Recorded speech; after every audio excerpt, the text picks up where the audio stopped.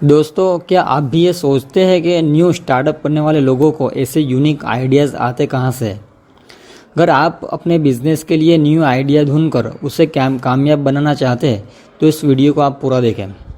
Video शुरू करने से पहले दोस्तों, अगर आपने अभी तक हमारे चैनल को सब्सक्राइब नहीं किया तो इसे सब्सक्राइब कर ले और बेल आइकन को ज़रूर दबाएं ताकि आपको हमारे नेक्स्ट वीडियो सबसे पहले मिले।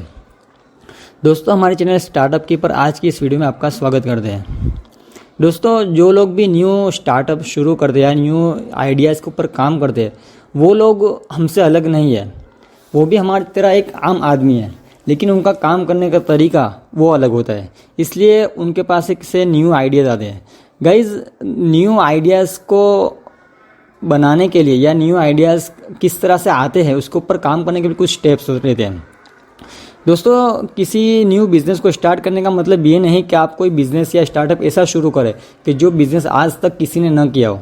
बल्कि आप जो एग्जिस्टिंग बिज़नेस जो मार्केट में चल रहे हैं उसके अंदर कुछ चेंजेस करके, कुछ इम्प्रूवमेंट करके या उसको किसी टेक्नोलॉजी के साथ जोड़कर, ठीक है, इस तरह भी आप एक न्यू स्टार्टअप शुरू कर सकते हैं।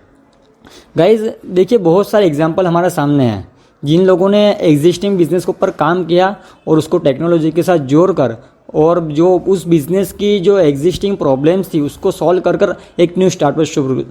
स्टार्टअप शुरू किया। गाइज, मैं आपको एक एग्जांपल देता हूँ कि हमारी कंट्री में जो ओयो है, होटल चेन, बहुत बड़ा चेन होटल का, तो उनके जो फाउंडर है उन्होंने क्या किया कि वो ट्रैवलिंग बहुत किया करते थे।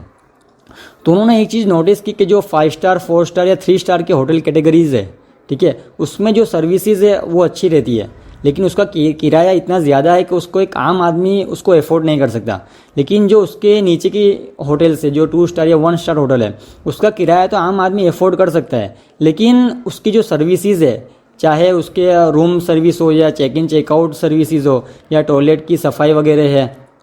या XYZ जो भी होटल रिलेटेड सर्विसेज है, उसमें बहुत प्रॉब्लम्स आती है। तो एक आम आदमी पैसा तो पे करता है लेकिन उसको सर्विसेज सही से नहीं मिल पाती। तो उन्होंने सोचा अगर हम इस जो बिज़नेस है इसके ऊपर अगर कुछ काम कर सकते हैं, इसका जो इंटीरियर वगैरह चेंज करके या फिर इसको किसी टेक्नोलॉजी से जोड़ के या इसकी सर्विस को इम्प्रूव करके अगर एक नया स्टार्टअप शुरू करें तो एक ये न्यू स्टार्टअप बन सकता है। तो गाइज़, उन्होंने इसके ऊपर काम करना शुरू किया और उन्होंने स्टार्ट किया अपने एरिया के एक लोकल होटल से बात की। और उन्होंने एक चीज़ ये भी नोटिस की थी कि बहुत सारे होटल्स ऐसी अवेलेबल है जिनके पास खुद का होटल्स है और खुद के मतलब मैन पावर है और सब कुछ है, लेकिन उनके पास बिजनेस नहीं आ रहा है। साथ में एक प्रॉब्लम उनको ये भी दिखाई दे रही थी। तो उन्होंने सोचा था कि इस तरह ये 2-3 प्रॉब्लम को मैं एक साथ सॉल्व कर सकता हूँ। तो उन्होंने क्या किया कि उनके यहाँ के जो लोकल एक होटल्स थी उसके ऑनर से जाके बात किया और उससे बात किया कि भाई मैं आपका जो होटल है उसमें से मुझे आप एक कमरा किराए पे दें, आपके पास वैसे भी बिज़नेस डाउन है, बंदे आते नहीं है, कोई रुकता नहीं है, तो मुझे आप एक कमरा किराए से दे दें, उसके अंदर मैं थोड़ी एमिनिटीज़ उसको ही बढ़ाकर या उसकी जो रूम सर्विस है उसका पेंटिंग वेंटिंग है और टॉयलेट वगैरह सब कुछ मतलब एकदम क्लियर करके उसको एक इस तरह से मतलब प्रेजेंट करना चाहता हूँ कि आप एक कॉमन मैन आदमी भी और नॉर्मल किराए पे करके एक 5 स्टार या 4 स्टार जैसी सर्विस ले सकता है। तो उन्होंने उनसे बात किया और उन्होंने इस तरह से एक रूम रेंट पर लेकर धीरे धीरे इस बिज़नेस को स्टार्ट किया और उसके बाद उन्होंने एक प्लेटफॉर्म रेडी किया जिससे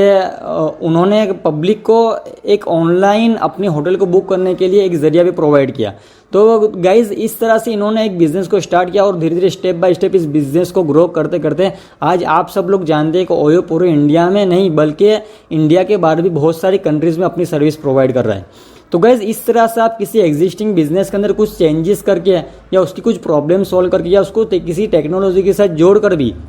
आप एक न्यू स्टार्टअप बिजनेस शुरू कर सकते हैं। दूसरे नंबर पे गाइज है कि आपको प्रॉब्लम सॉल्व करना है। प्रॉब्लम सॉल्व किस तरह से करना है कि आप अपनी डेली लाइफ में बहुत सारे प्रॉब्लम फेसेस करते हैं। हम प्रॉब्लम फेस करते हैं, हमारे फैमिली वाले, हमारे फ्रेंड सर्कल में, या हम कहीं पर भी जाते हैं वहाँ बहुत सारी प्रॉब्लम्स अवेलेबल है। अगर आप उसको सही से एनालाइज करें और आप उसके ऊपर कुछ काम करके उस प्रॉब्लम को सॉल्व कर उसे मार्केट में रख सके तो आप एक बहुत अच्छा एक न्यू स्टार्टअप शुरू कर सकते हैं। गाइज, मैं आपको एग्जाम्पल दूंगा अपने जो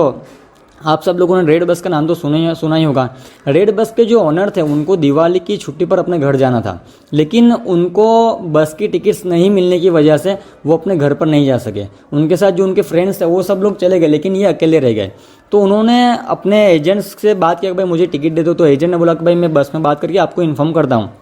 वो ट्रैवल एजेंट बस में बात किया, भाई अवेलेबल नहीं है। इस तरह से वो 8-10 ट्रैवल एजेंट्स के पास घूमे, लेकिन किसी के पास भी सीट उनको नहीं मिला, बस का टिकट नहीं मिला। तो उन्होंने सोचा अगर इसके ऊपर काम, ऐसे बोले ये तो मैं एक आदमी हूँ, ऐसे बहुत सारे लोग होंगे जिनको इस तरह से प्रॉब्लम आती होगी। और दूसरी चीज़ ये भी है कि बस में कितनी बार सीट्स खाली रह जाती है, बस खाली जाती है, लेकिन बस वाले को आदमी नहीं मिलता है और जो बंदा जाना चाहता है उसको बस नहीं मिलती है। तो इस तरह से उन्होंने इस प्रॉब्लम के ऊपर काम करना शुरू किया और उन्होंने एक जो बस ड्राइवर है जो ज़्यादा पढ़ा लिखा भी नहीं है उसको और ट्रैवल एजेंट को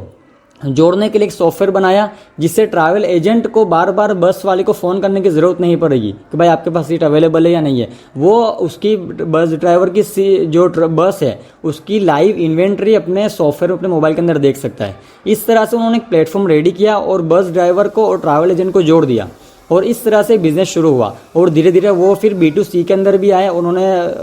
मतलब नॉर्मल जो पब्लिक है उनके लिए भी एक सॉफ्टवेयर लॉन्च किया जिस तरह से वो अपनी टिकट ऑनलाइन बुक कर सकते हैं। इस तरह से गाइज इन्होंने एक रेड बस का स्टार्टअप नया बिजनेस शुरू किया और आज देख रहे हैं कि रेड बस भी बहुत सारी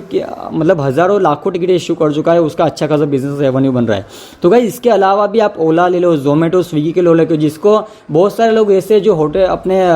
बिजनेस में या जॉब में काम करते हैं उनके पास लंच का लिमिटेड टाइम रहता है, तो वो लोग बाहर लंच करने नहीं जा सकते थे। लेकिन जोमेटो, स्विगी, उबर आने के साथ उनका भी ये प्रॉब्लम सोल्व हुआ कि भाई वो लोग अपने यहाँ से बैठे घर बैठे या ऑफिस में बैठे हुए अपना ऑर्डर करते हैं और आपको ऑफिस से घर में डिलीवरी मिल जाती है। उसके अलावा आप भारत पे, पेटीएम ले लो, गूगल पे ले लो, कि जिन्होंने बहुत सारी बैंकों को एक प्लेटफॉर्म पर जमा कर दिया और विद इन ए सेकंड आपको विदाउट बेनिफिशियरी ऐड करने के आप सिर्फ अकाउंट नंबर, IFSC कोड डाल के अपना payment with in A second transfer कर सकते हैं। तो गाइज ये बहुत सारे हमारे सामने एग्जांपल्स है कि जिसमें इन लोगों ने मार्केट की जो प्रॉब्लम्स थी, पब्लिक की जो प्रॉब्लम्स थी, उसको सॉल्व करने के लिए काम शुरू किया और आज आप देख रहे हैं कि ये लोग एक सक्सेसफुल बिजनेस रन कर रहे हैं। तो गाइज मैं आपको यही कहना चाहूँगा कि आप अपने किसी को अपने आप को छोटा ना समझे कि भाई हम ये नहीं कर सकते या ये लोगों के पास इस तरह से आइडिया कहाँ से आते हैं। आप भी ये आइडिया सोच सकते हैं, आप भी इसके ऊपर काम कर सकते हैं, लेकिन आपको सिर्फ कुछ स्टेप फॉलो करने पड़ते हैं।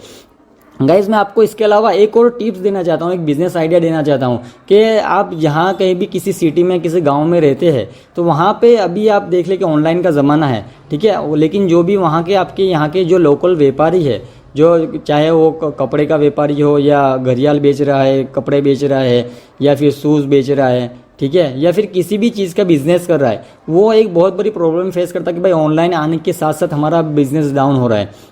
तो आप इन जो लोकल व्यापारी है, जो लोकल बिजनेसमैन है, उन लोगों को भी एक प्लेटफॉर्म के साथ जोड़कर आप एक नया बिजनेस शुरू कर सकते हैं, ठीक है। तो गाइज आप अगर बिजनेस आइडियाज़ को फाइंड करना चाहते हैं, किस तरह से बिजनेस आइडिया को सोचा जाता है, उसके ऊपर हम एक सीरीज़ भी लेकर आने वाले हैं कि आपको उसका पूरा स्टेप बाय स्टेप प्रोसेस कैसा है, आपको किस तरह से आइडियाज़ फाइंड करने हैं, उसके ऊपर काम कैसे करना है, उसको सिलेक्ट कैसे करना है, इसके ऊपर हम एक सीरीज़ भी बनाने वाले हैं। तो गाइज़ अगर आप बिजनेस आइडियाज़ पे काम करना चाहते हैं, आप एक न्यू स्टार्टअप बनाना चाहते हैं, तो गाइज़ हमारे चैनल से आप जुड़े रहिए। अगर आपने अभी तक हमारे चैनल को सब्सक्राइब नहीं किया तो उसे सब्सक्राइब कर ले और इस वीडियो को लाइक करें, शेयर करें।